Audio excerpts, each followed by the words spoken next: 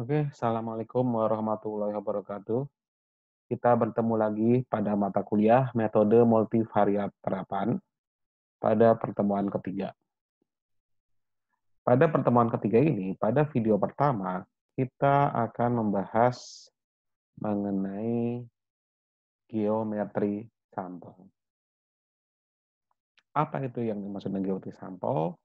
Oke, di sini kita akan berusaha memahami sampel data kita secara geometris, interpretasinya bagaimana. Oke, kita mulai.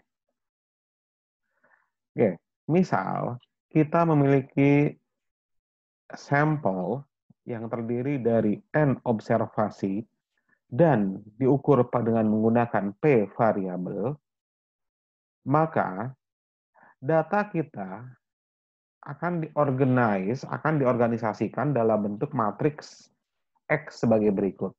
Ya, ada X berukuran N kali P.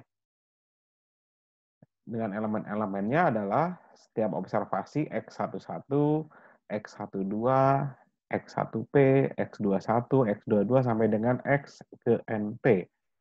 X11 artinya bahwa dia adalah observasi pertama pada variabel pertama.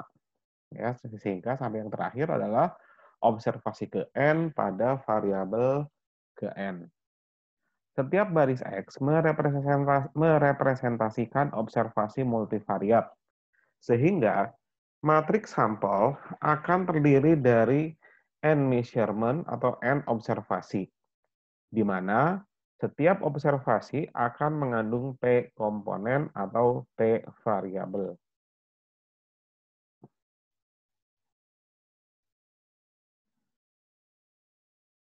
Nah, pada data sampel kita bisa memiliki dua sudut pandang, ya. Khususnya kalau kita ingin memvisualisasikan data tersebut. Sudut pandang yang pertama adalah matriks sampel kita pandang sebagai kumpulan vektor baris. Seperti ini, ya. Baris pertama berarti adalah vektor X1, baris kedua vektor X2, sampai dengan baris ke N adalah vektor ke N. Atau dengan kata lain kita punya vektor XJ, ya. Nah, vektor baris XJ ini adalah merepresentasikan observasi.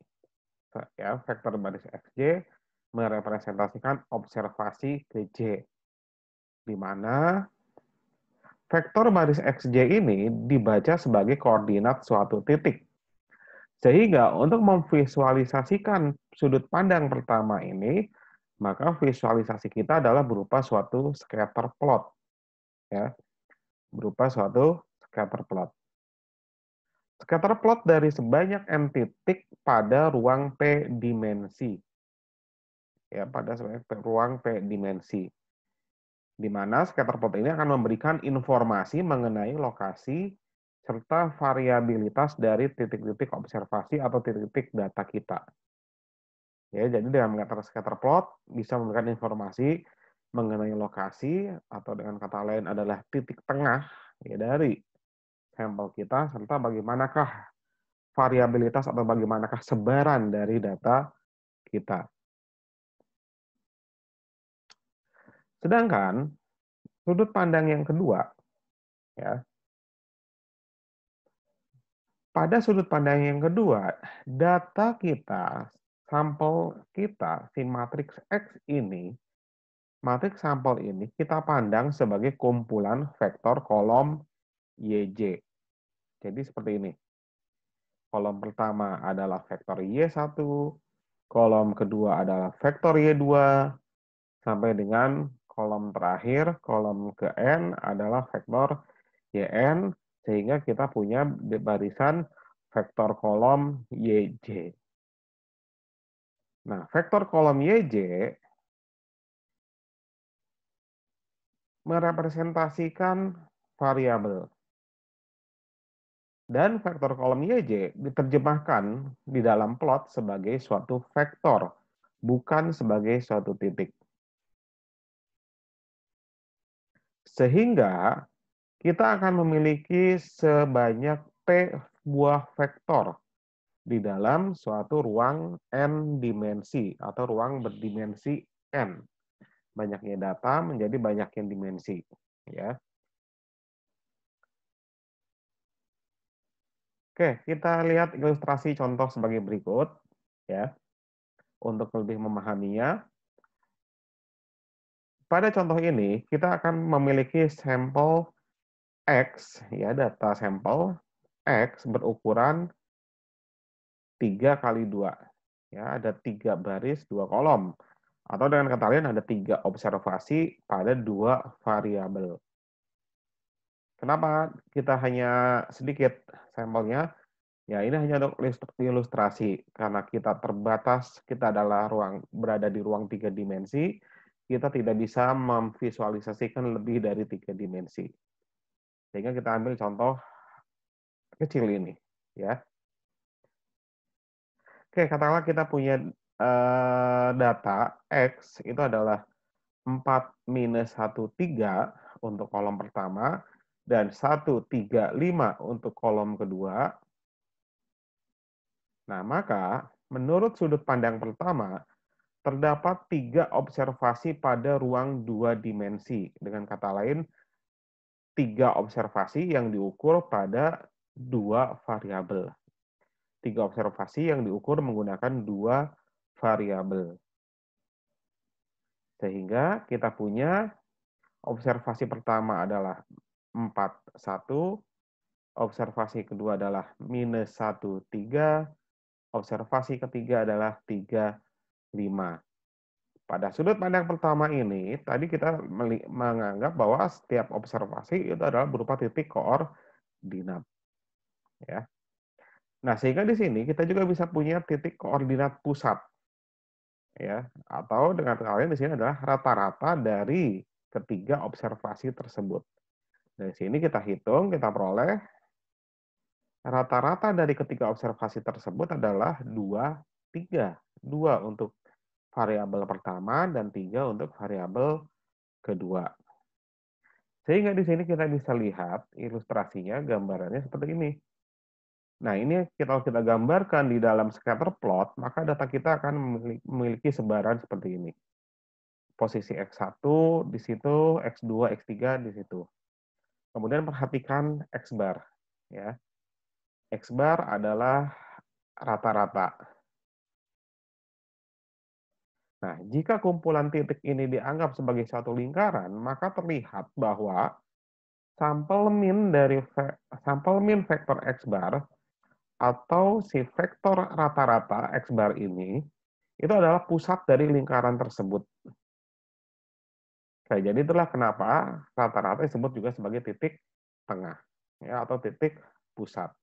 Dan sudut pandang pertama inilah kenapa kita gunakan untuk melihat bagaimana sebaran data serta bagaimanakah lokasi atau titik pusat dari data. Ya, ini adalah interpretasi geometris terhadap data jika kita gunakan sudut pandang yang pertama, yaitu dengan cara scatter plot. Sedangkan pada sudut pandang yang kedua, terdapat 2 buah vektor, menurut sudut pandang kedua, terdapat 2 buah vektor pada ruang 3 dimensi, di mana masing-masing vektor tersebut berarti memiliki 3 buah elemen, atau dengan kata lain berukuran 3. Vektor pertama itu adalah 4 minus 1, 3, dan vektor kedua adalah 1, 3, 5. Ya. 1, 3, 5. Oke, sehingga kita punya 2 buah vektor. Maka, sudut pandang dengan menggunakan sudut pandang kedua, visualisasi dari data tersebut bisa kita gambarkan sebagai berikut. Nah, plot inilah yang disebut dengan matriks X. Matriks X tersebut, kalau kita visualisasikan dalam bentuk vektor, maka wujudnya adalah seperti pada gambar ini. Ya.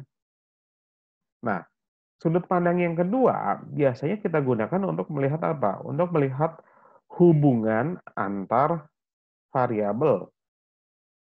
Ingat, karena satu vektor merepresentasikan variabel kalau di dalam sudut pandang yang kedua. Sehingga dengan menggunakan sudut pandang kedua, kita bisa melihat hubungan antar variabel. Dari mana melihat hubungannya? Yaitu dengan melihat sudut yang terbentuk antara kedua buah vektor tersebut. Atau melihat ruang yang terbentuk oleh vektor-vektor tersebut.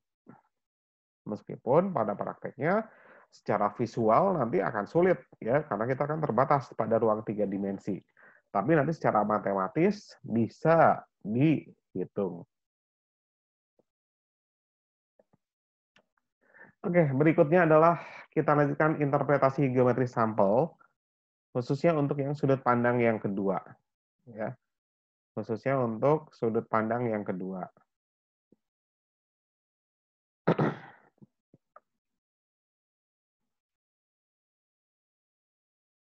Oke.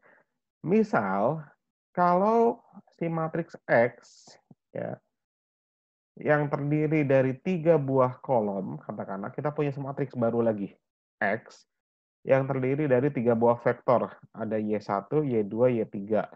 Ya. Berarti dia adalah P-nya 3. Ya. Ada Y1, Y2, dan Y3. Kemudian, kita gambarkan si ketiga vektor tersebut pada ruang vektor sebagai berikut. Oke, kita lihat di sini. Ini Y1 arahnya ke sini, ke kiri. Kemudian Y2 arahnya ke kanan, atas. Dan kemudian ini Y3 ke arah depan. Ya, oke. Kemudian, bayangkan ya di dalam ruang vektor ini juga terdapat suatu vektor 1. Ya, suatu vektor 1. Apa itu vektor 1? Vektor 1 itu adalah vektor yang seluruh elemennya adalah bernilai 1. Karena ini ruang 3 dimensi, berarti vektor 1 adalah vektor yang nilainya 1, 1, 1. Atau dengan kata lain, di ruang vektor ini 1 ke depan, 1 ke kanan, 1 ke atas. Ya. Itu adalah vektor 1.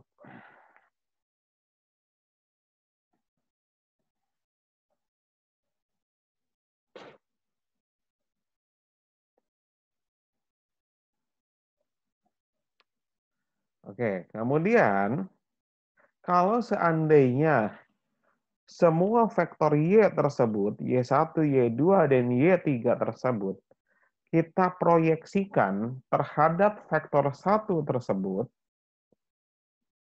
ya, kita proyeksikan terhadap vektor 1 tersebut, sehingga si Y1 ini kita proyeksikan, seret, nah ini akan jatuh di sini. Ini ada tegak lurus. Ya. Ingat, proyeksi. Ya, proyeksi itu berarti tegak lurus di sini. Oke, ini adalah proyeksi Y1 terhadap 1. Dia jatuh di sini. Kemudian proyeksi Y2 terhadap 1, jatuh di sini. Dan proyeksi Y3 terhadap 1 juga jatuh di sini. Nah, di sini terlihat bahwa dengan rumus proyeksi kita bisa cari ya, kita bisa cari bahwa jika Y1 diproyeksikan terhadap 1, maka dia akan jatuh pada X bar 1, 1. Ya, bayangannya itu adalah di X bar 1, 1. Kemudian Y2 akan jatuh di X bar 2, 1. Kemudian Y3 akan jatuh di X bar 3, 1.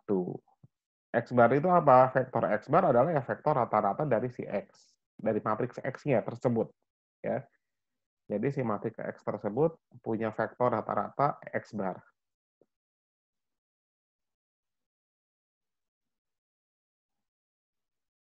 Sehingga X bar I1 adalah hasil proyeksi YI terhadap vektor 1. Atau kalau misal vektor 1 itu kita standardize, maka dia menjadi vektor unit. Yaitu vektor 1 dibagi panjang vektor 1 tersebut, di mana panjang vektor 1 adalah sama dengan akar N. Ya. Oke, jadi X bar I1 adalah hasil proyeksinya. Nah, X bar I1 adalah tegak lurus. Ya. Ingat, X bar I1 adalah tegak lurus terhadap si si garis proyeksi ini. Nah, garis proyeksi ini apa? Garis proyeksi ini adalah YI dikurangi X bar I1 kan berarti. Perhatikan, ingat rumus penjumlahan vektor. Pada rumus penjumlahan vektor seperti ini kan.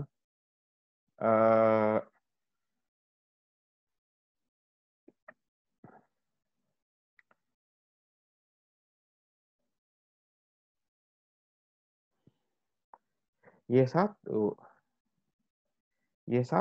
itu adalah sama dengan X bar 11 ditambah D1.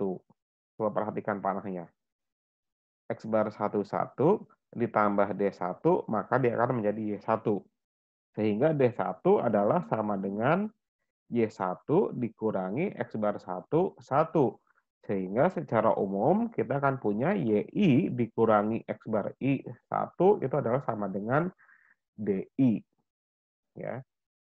Nah, sehingga si DI, vektor DI ini, vektor garis proyeksi ini juga disebut sebagai vektor deviasi, karena ini menunjukkan simpangan dari si vektor YI terhadap vektor 1, di mana pada vektor 1 itulah terdapat adanya vektor rata-rata X bar. Ya, sehingga D1, D2, dan D3 adalah vektor deviasi. Nah, vektor deviasi adalah seperti ini. Ya, DI sama dengan YI min X bar I1, yaitu sama dengan ya masing-masing observasi dikurangi oleh rata-ratanya. Maka dari gambar tersebut, kita bisa memiliki interpretasi sebagai berikut kesimpulannya. 1. Yang pertama, proyeksi kolom YI dari matriks data X pada equal angular vector 1 adalah X bar I1. Vektor X bar I1 akan memiliki panjang akar N dikali harga mutlak Rx bar I. Ya. Oleh karena itu, sampel min ke I, X bar I, bisa kita katakan terkait dengan panjang proyeksi YI terhadap vektor 1 tersebut. Interpretasi yang kedua, yaitu informasi mengenai matriks kovarian Sn, ya, matriks kovarian Sn, di sini ada simbol N di bawah, itu artinya adalah matriks kovarian yang bias. Ya.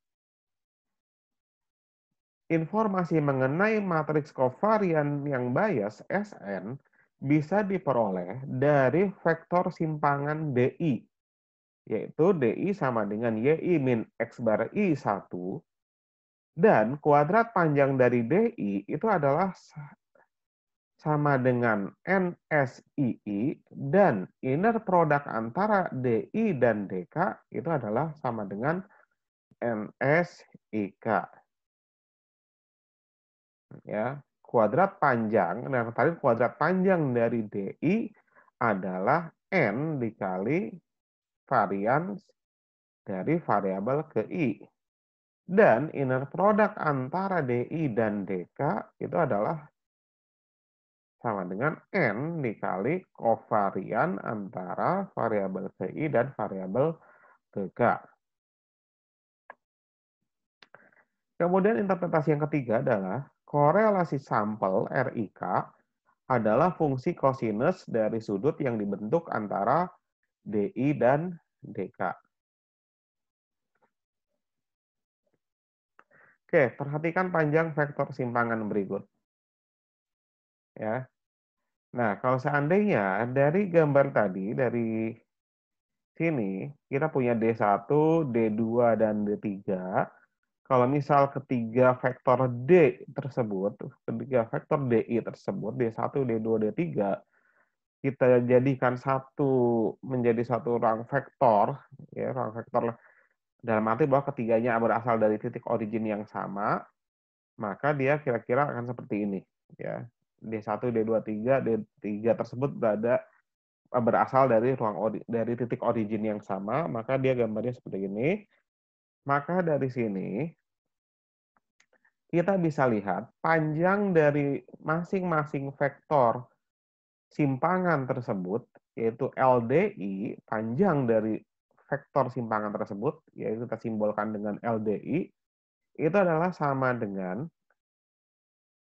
akar dari sigma XJI min X bar I kuadrat. Ya. Atau karena ini adalah LDI adalah sama dengan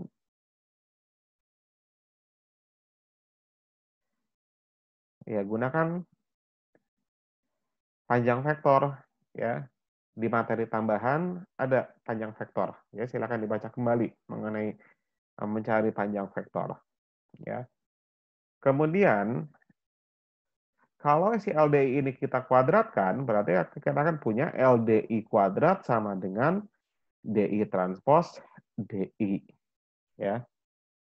Dengan kata lain, berarti panjang vektor simpangan kuadrat itu adalah sama dengan jumlah kuadrat simpangan. Atau dengan kata lain,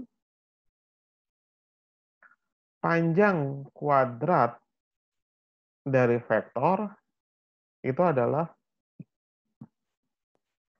proporsional terhadap varian. Ya, proporsional terhadap varian. Ini maaf keliru, ini sebenarnya bukan NSIK, harusnya NSII, ya.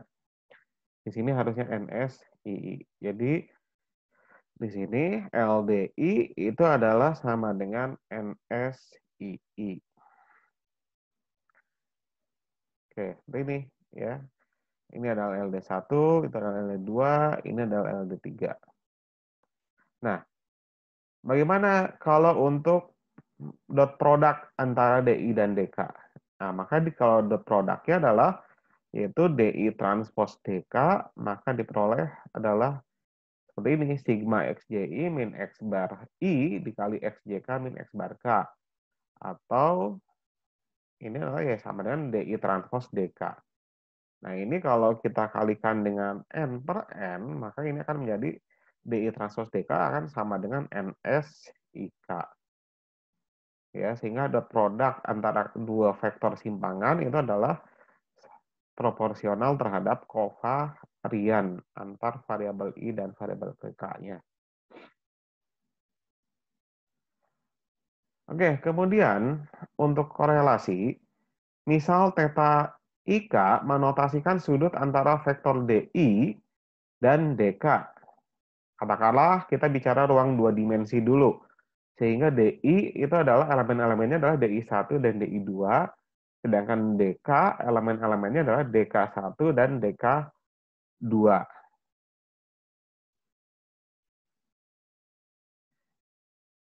Nah, seperti ini, DI, kemudian tentu kalau ini adalah vektor DI, maka DI ini adalah koordinatnya adalah DI1, DI2. Ya, ini sumbu yang di bawah ada DI1, yang di sumbu tegak adalah DI2. Kemudian si DI ini misal katakanlah membentuk sudut theta I, ya, terhadap sumbu datar atau sumbu 1. Sedangkan DK, ya, berarti dia koordinatnya adalah DK1, DK2. Atau pada sumbu datar, ini adalah koordinatnya DK1, pada sumbu tegak adalah DK2. Di mana DK ini akan membentuk sudut sebesar θK terhadap sumbu 1.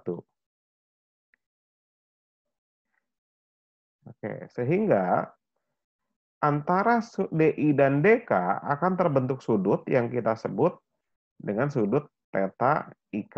Oke, ini kelebihan merahnya harusnya ini adalah sudut antara DI dan DK. Ya, sudut antara DI dan DK theta IK. Sehingga di sini sekarang kita punya cos theta IK itu adalah sama dengan ya cos theta I dikurangi theta K. Perhatikan theta IK itu adalah sudut antara DI dan DK, berarti adalah sebesar sama dengan theta I dikurangi theta K.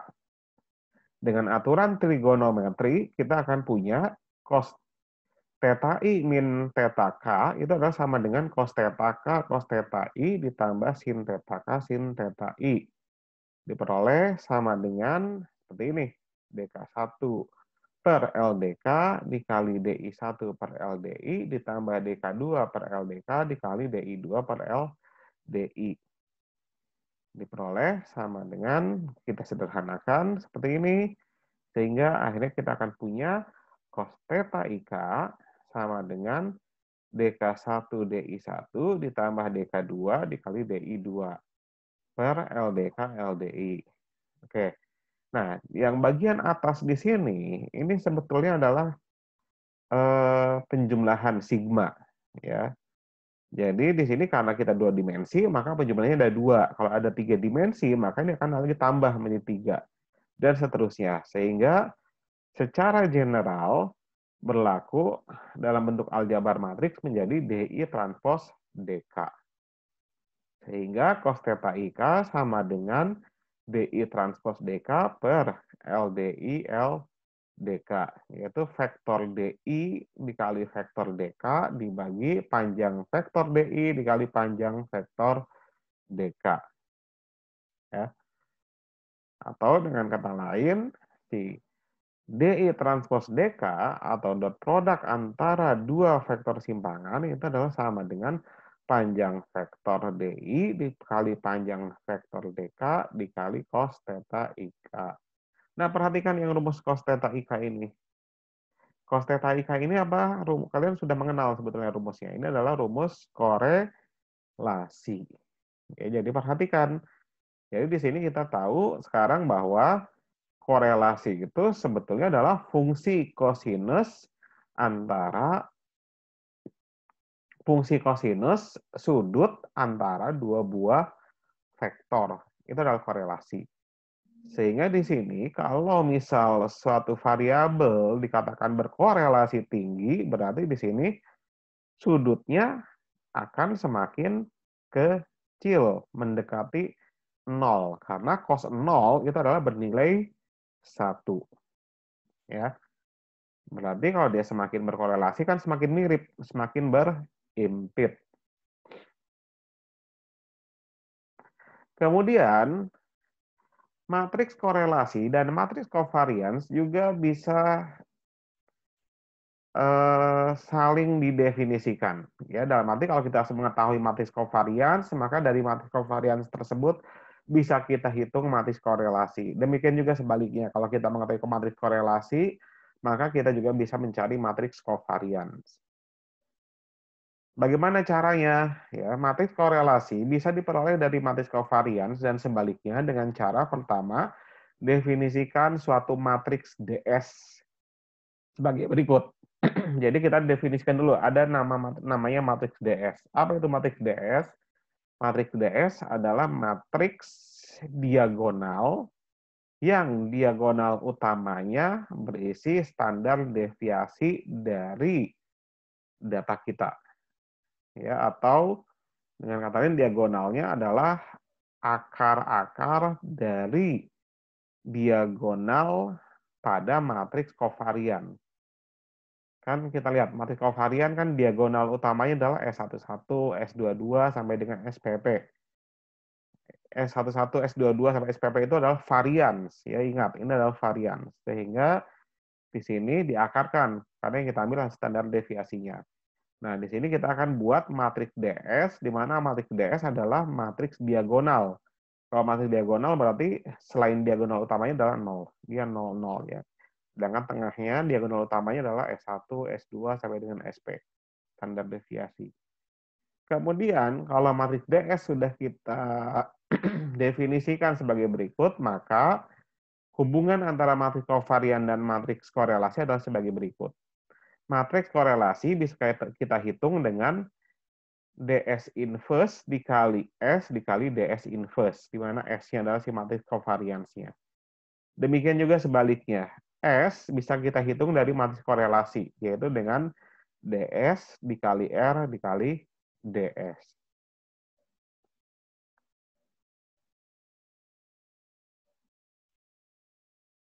Oke.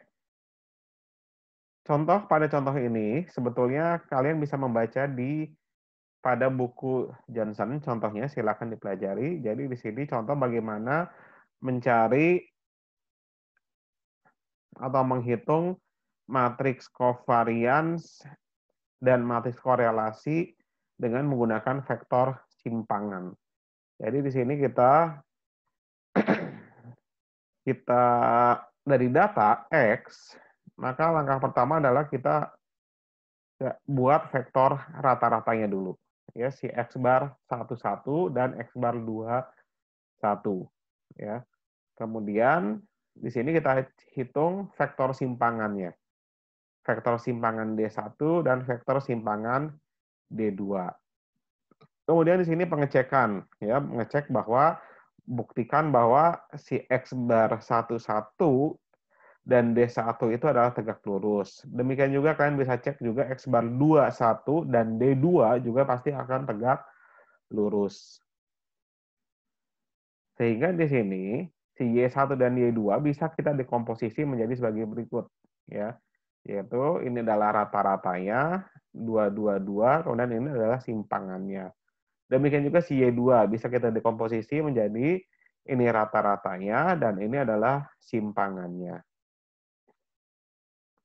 Nah, kemudian untuk menghitung matriks covariance-nya dari D1 dan D2, kita ingat tadi, yaitu ingatnya apa? DI transpose DI itu adalah sama dengan NS II. Maka di sini S11 kita dapat menghitung diperoleh di sini adalah 14/3. Kemudian S22 adalah 8/3. Ya. Oke, dari sini dari DI transpose DI sama dengan NS II, N-nya kan 3, ya. Sedangkan untuk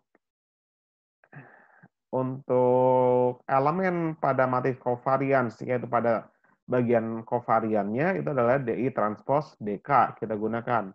Tadi DI transpose DK itu adalah NS IK, maka SIK atau S12 bisa kita hitung sebagai berikut. Ya, D1 transpose D2 sama dengan 3S12. Ya, D1 transpose D2-nya bisa kita hitung, ya, perkalian di sini. Kita dapat S12 itu adalah sama dengan minus 2/3. Oke, kalau kita sudah dapat kovarian S12, maka kita bisa hitung korelasi, yaitu R12. Ya, korelasi kita hitung dengan rumus seperti ini. Ya, S12 dibagi akar S11 kali akar S22. Ini adalah diperoleh korelasinya adalah minus 0,189. Maka kita punya matriks kovariannya adalah sebagai berikut. Oke, itulah materi kita untuk bagian pertama. Kita akhiri sampai di sini.